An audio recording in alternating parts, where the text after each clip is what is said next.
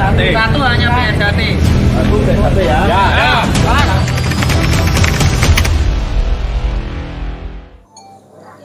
Assalamualaikum warahmatullahi wabarakatuh. Waalaikumsalam. Salam persaudaraan SH Trate Jaya. Jaya. Kembali pada hari ini kita akan melakukan wawancara dari Lembaga Advokasi Hukum Persaudaraan Setiahati Trate. Bersama kami telah hadir Mas Dwi Sudarsono. Ya. Selamat malam Mas. Selamat malam. Berkaitan dengan insiden kejadian kegiatan latihan PSHT di Magetan ya tadi malam, bersama ini kami telah hadir di sini untuk melakukan penjelasan terkait, mungkin bisa dijelaskan oleh Mas Dwi Sudarsono apa yang dimaksud dengan Persaudaraan Setiahati Trate PSHT dan juga Perkumpulan Persaudaraan Setiahati Trate Pusat Madiun PSHT. Monggo. Oke. Jadi SH Trate itu PSHT itu hanya satu. Kalaupun ada PSHT lain maka itu PSHT abal-abal. Nah, saya ingin fokus menjelaskan soal akronim PPSHTPM, singkatan dari Perkumpulan Persaudaraan Setiahati Trate Pusat Madiun. Nah, saya akan fokus pada perkumpulannya. Perkumpulan itu disandang oleh sebuah organisasi yang sudah mendapatkan badan hukum dari Kementerian Menkumham RI. Ya. Bagi sebuah organisasi kemasyarakatan yang belum mendapatkan badan hukum, maka namanya bukan perkumpulan. Seperti misalnya PSHT yang dipimpin oleh Ketua Umum Mas Murjoko ini belum mendapatkan badan hukum. Jadi tidak mungkin secara hukum nama PSHT yang diketuai oleh Mas Murjoko ini menggunakan perkumpulan. Justru sebenarnya PSHT yang dulu diklaim oleh Mas Topik itu justru seharusnya yang namanya Perkumpulan PSHT. Justru dialah yang merubah. Ya, Perkumpulan Persaudaraan Setiahati Trate. Jadi justrulah yang merubah nama sebenarnya justru yang Mas Topik, karena dia sudah mendapat badan hukum. Nah, kita itu belum. Oke ya, itu cerita dulu ya. Lalu Pusat Madiun. Pusat Madiun ini sebenarnya untuk menjelaskan hierarki antara Pusat Madiun, pengurus pusat, pengurus cabang, pengurus ranting, pengurus komisariat, dan pengurus rayon. Jadi itu sebagai hierarkis sebenarnya ya. Itu satu. Dan yang kedua, badan hukum yang sekarang dimiliki oleh Mas Topik itu sudah dibatalkan oleh putusan kasasi nomor 29 tahun 2001. Ya, jadi secara legal mereka sudah tidak boleh mengklaim sebagai PSHT karena badan hukumnya sudah dibatalkan oleh Mahkamah Agung ya melalui putusan 29 tahun 2001. Nah, jadi tidak mungkin nama PPSHT itu tidak ada. Yang ada adalah satu PSHT yang diketahui oleh Mas Murjoko ya selaku Ketua Umum PSHT di Madiun ya, yang memang berpusat di Madiun seperti itu. Dulu juga istilah misalnya saya sering mendengar istilah PSHT Penjar Madiun ya kan, itu jawab seperti itu. Lalu kemudian Pusat Madiun kan sama sebenarnya kan. Jadi sebagai sebuah istilah saja sebenarnya bahwa ini memang PSHT itu pusat di Madiun, bukan di Jakarta, bukan di Jogja, ya, bukan di Magetan, mungkin seperti itu ya. Itu kira-kira yang boleh saya tambahkan mungkin hanya sebuah penegasan iya, bahwa posisi di Madiun. Bumi Kandung Teratenya yaitu di Madiun. Begitu, dan boleh dicek di semua dokumen anggaran dasar, di putusan hukum dan sebagainya. Tidak ada yang namanya PPSHTM, yang ada hanya PSHT yang memang berpusat di Madiun. Itu yang diketuai oleh Mas Murjoko. Itu kira-kira penjelasan dari PPSHTM. Itu. Jadi kalau singkat kata bahwa bisa dikatakan bahwa sejak berdirinya pada tahun 1922 dengan nama Pencak Sport Club yang akhirnya SH Trate yang diketuai oleh Mas Murjoko dan Mas Isubianto sebagai Ketua Dewan ini tidak berbadan hukum sampai sekarang. Justru yang berbadan hukum yang mencoba didaftarkan berbadan hukum Mas Topik dengan Perkumpulan Persaudaraan Setiahati Trate. Iya, justru mereka lah sudah dibatalkan oleh Mahkamah Konstitusi. Iya. Mahkamah Konstitusi. Nah, satu hal yang penting menurut Mas ya, satu penting. Justru yang diprotes kemarin, yang di dalam insiden di Magetan itu, justru itu punya kita, labelnya kita, ya label kita punya merek nih, ya PSHT. Justru mereka yang memprotes kita, padahal itu punya kita gitu loh kan. Nah, misalnya gini, jadi Mas Topik itu pernah menggugat Mas Murjoko sebagai Ketua Umum PSHT ya, soal merek PSHT, dan dia kalah. dikasasi, ya kan, nomor 40/21. Jadi sebenarnya lengkap. Satu, dia badan hukumnya dibatalkan. Yang kedua, dia kalah di sengketa merek PSAT, gitu loh. Jadi justru kita lah yang dipersekusi lah mereka, ya. Makanya kita sedang mengkaji, ya kan. Kalau memang nanti ada unsur-unsur kekerasan, persekusi, ya nanti kita akan secara tegas kita akan menempuh jalur hukum. Itu masih dipelajari oleh LHA ya di Pusat Madiun. Itu kira-kira penjelasannya. Demikian. Berarti sebetulnya kalau melihat apa yang jenengan sampaikan bahwa ini adalah berbalik sebetulnya. Berbalik, iya betul. Kita yang punya hak, Saudara Setiati Trate yang kita diprotes.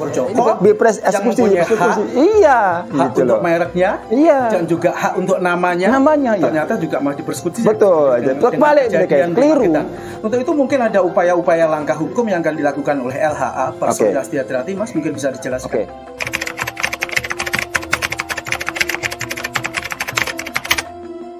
Jadi sekarang kita akan coba untuk konsentrasi pada penggunaan hak merek terdaftar ya, yang PSAT. Karena ada dugaan mereka menggunakan merek PSAT, ya kan, untuk kegiatan-kegiatan jasa pelatihan, ya kan, termasuk pencaksilat, ya, termasuk olahraga. Mereka nggak boleh. Jadi saya perlu menjelaskan. Merek terdaftar, namanya merek jasa PSAT, jasa itu adalah satu, itu untuk pendidikan dan pelatihan, termasuk kegiatan olahraga, termasuk pencaksilat, termasuk kegiatan-kegiatan kebudayaan dan kesenian. Jadi nanti kalau misalnya nanti kelompok-kelompok yang saya sebut sebagai PSAT abal-abal itu menggunakan atribut kita untuk dipakai untuk latihan, maka itu sudah melanggar hukum. Dan ingat, ancamannya maksimal 5 tahun penjara dan denda maksimal 2 miliar rupiah. Kalau ada nanti pihak-pihak lain yang menggunakan itu, maka itu akan kita tegas. Nah, sekarang kita sedang menyiapkan rencana khusus untuk melakukan penegakan hukum yang terkait dengan merek terdaftar PSAT dan Setiati Trate. Jadi dua ya, PSAT dan SHT ya, Setiati Trate. Itu yang hak merek kita. Itu. Oke, berarti mungkin dalam saat ini sedang disiapkan regulasi untuk ke arah itu ya, Mas? Ya, bukan regulasi tapi sudah tindak konkret. Oh ya, tindakan konkret ya sudah. Nanti termasuk kita sosialisasikan ke semua cabang. Diharapkan nanti mereka bisa berinisiatif untuk menjaga. Jadi kita ingin menyelamatkan organisasi dan marwah PSAT. Itu konteksnya. Ya kan? Marwah kita sudah dirongrong ini kan. Jadi memang kita menegakkan organisasi dan marwah PSAT. Itu yang kita ingin tegakkan. Kemudian kalau kita saksikan video yang viral sejak tadi malam terkait kejadian di Klausan, kalau tidak salah Klausan Magetan, ini ada sebagian yang menggunakan atribut korlap. Ya. Mungkin bisa dijelaskan apakah korlap ini memang bagian dari PSAT atau bagaimana, Mas? Ya. Jadi kemarin di dalam hasil salah satu rekomendasi dari Perapatan Luhur 2001 sudah ditegaskan, ya kan, bahwa nanti kita akan melakukan penegakan hukum terkait dengan korlap itu. Jadi korlap itu tidak ada di dalam struktur organisasi PSAT dan tidak ada di dalam dokumen anggaran dasar dan anggaran rumah tangga. Jadi itu memang di luar struktur kita, ya kan? Kalau memang nanti dianggap mereka misalkan menyalahgunakan kan mereka juga menggunakan PSAT kan? Iya. Nah, PSAT itu yang kemudian itu kita bisa menggunakan instrumen itu untuk mereka. Tapi yang jelas korlap ini adalah di luar struktur, ya, struktur PSAT. Kalau nanti misalnya menyemarkan nama baik PSAT, ya kita akan melakukan langkah-langkah hukum. Tapi yang penting, korlap ini jangan mengganggu. Udah nggak punya hak mereka ini. Satu, dia di luar struktur organisasi. Yang kedua, dia nggak punya hak merek PSAT. Kalau mereka masih menggunakan korlap PSAT, itu udah keliru. Menurut saya, itu Mas anunya. Bisa ditegaskan bahwa korlap adalah bukan dari Mas sekali ya. Dia di luar struktur organisasi dan bukan siapa-siapa. Ya, dalam konteks organisasi ya, konteks organisasi.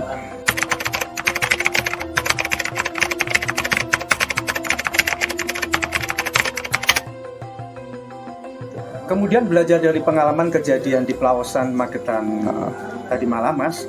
Mungkin dari Lembaga Hukum Advokasi Personil Setiati Trate mungkin ada sebuah upaya atau rencana memberikan pengertian, memberikan pembegalan kepada jajaran struktur kepengurusan di tingkat mungkin cabang, ranting, rayon, atau bahkan pelatih yang memerlukan ujung tombak dari kegiatan SDA Teratai di tingkat arus bawah. Mungkin bisa dijelaskan. Jadi gini, jadi nanti minggu depan, hari Minggu, insya Allah nanti kita akan mensosialisasikan yang terkait dengan hak merek PSHT.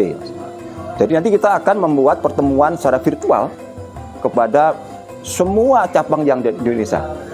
Kita kasih pemahaman mereka, apa itu merek jasa PSHT dan SHT itu, lalu bagaimana upaya-upaya langkah-langkah hukum yang perlu ditempuh. Nah nanti pengurus cabang itu diharapkan itu bisa menjelaskan kepada pengurus ranting, kepada pelatih, ya, termasuk pada siswa. Ya kan? Karena mereka lah yang memang nanti menjadi korban pada akhirnya kan, muaranya mereka. Jadi kita sudah menyiapkan itu. Ya di samping nanti langkah-langkah hukum di pengadilan, ya, di kepolisian dan sebagainya itu yang. Tapi di tingkat bawah kita juga menjelaskan itu, ya sampai mudah itu. Berarti tegas ya, tidak hanya regulasi tapi teknis. Iya, sudah teknis kita. Sudah konkret ya. Jadi udah konkret eksekusi langkah-langkah hukum. Bahkan sekarang sudah ada tiga daerah yang sudah melaporkan ke Polda, Lampung, Surabaya dan NTB. Kebetulan NTB tempat saya. Jadi kita sudah mengajukan ke Polda. Kita harapkan nanti semua cabang juga mengikuti, melaporkan ke aparat hukum. Dan kita ingin menegaskan, kita mengharapkan ada penegakan hukum dari aparat hukum gitu. Karena nanti kalau ini tidak diselesaikan secara hukum, maka tidak akan bisa terus berlanjut. Karena memang upaya kita adalah secara hukum. Jadi kita pengen elegan ya, menyelesaikan PSHT elegan, kita serahkan kepada aparat hukum, sehingga nanti apapun keputusannya kita serahkan kepada aparat hukum. Ya semua harus kita hormati mas, keputusan hukumnya seperti itu.